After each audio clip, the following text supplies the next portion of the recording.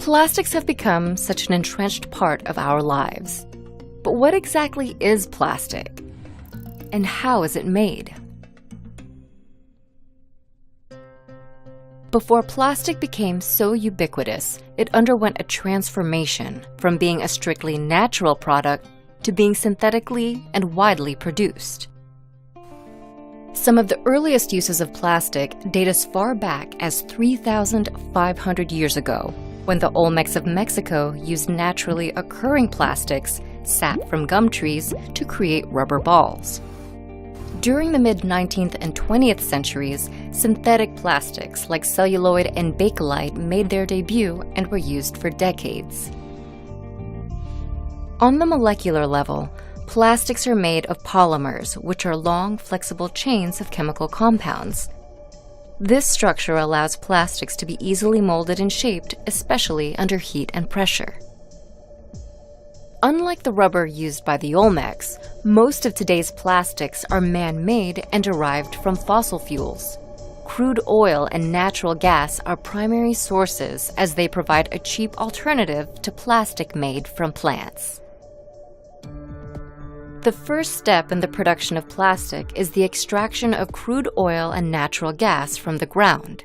From there, the fossil fuels are sent to refineries where they are converted into several products, including the building blocks of plastic, ethane from crude oil and propane from natural gas.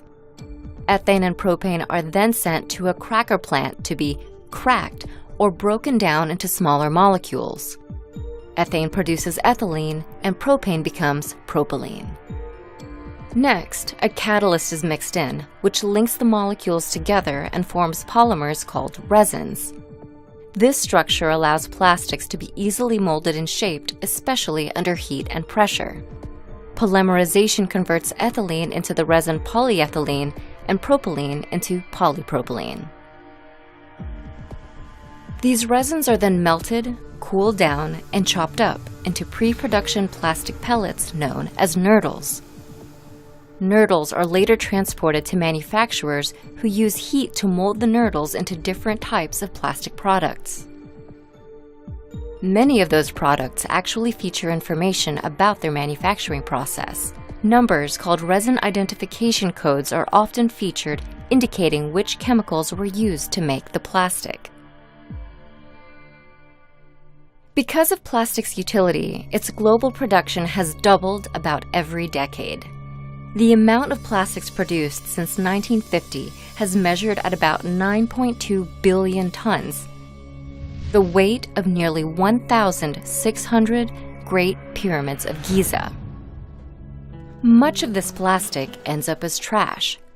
Single-use plastics such as straws, grocery bags, and packaging products are particularly detrimental. They often aren't recycled and constitute about 40% of all plastic waste. They end up damaging natural habitats, endangering wildlife, and polluting communities around the world. Moving forward, a great way we can counter this plastic pollution is to reduce the amount of single-use plastics we use. By opting instead for reusable alternatives in our day-to-day lives, each person can make a huge impact in helping decrease plastic waste.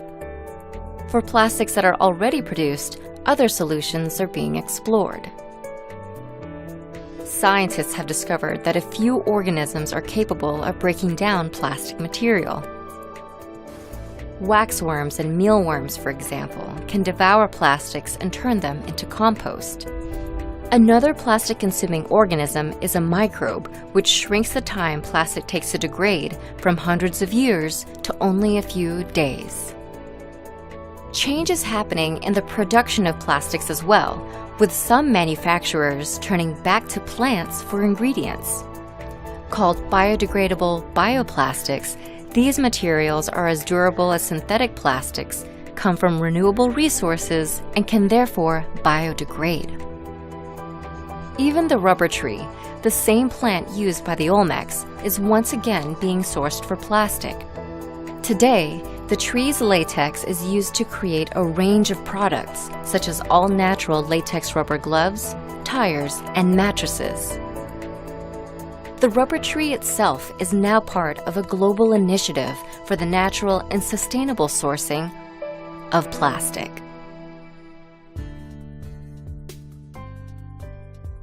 Plastics can be found almost anywhere, but by understanding its chemical makeup and our uses for it, we can benefit from its versatility while also being mindful of its impact on our planet. Take your pledge today to reduce single-use plastics.